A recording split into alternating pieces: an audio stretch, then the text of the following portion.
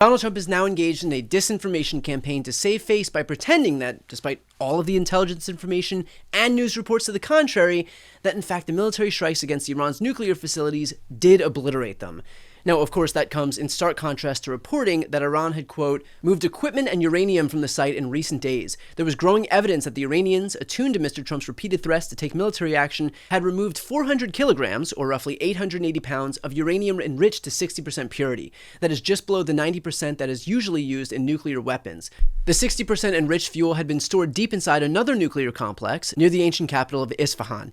Rafael Mariano Grossi, the Director General of the International Atomic Energy Agency, said by text that the fuel had been last seen by his team of United Nations inspectors about a week before Israel began its attacks on Iran. In an interview on CNN on Sunday, he added that Iran has made no secret that they have protected this material. Asked by text later in the day whether he meant that the fuel stockpile, which is stored in special casks small enough to fit in the trunks of about 10 cars, had been moved, he replied, "I do."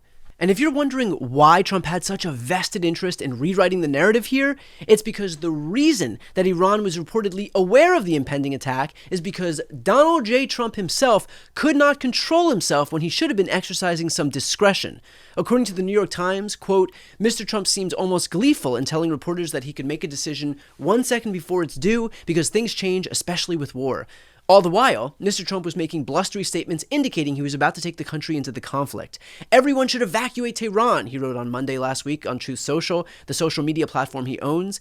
The following day, he posted that he had not left a meeting of the Group of Seven in Canada to broker a Middle East ceasefire, but for something, quote, much bigger. So, he told the world, stay tuned. But even as the military planning was being conducted in secrecy, each of Mr. Trump's social media posts seemed to be telling the world what was coming. The president, said one military official, was the biggest threat to OPSEC, or operational security, that the planning faced.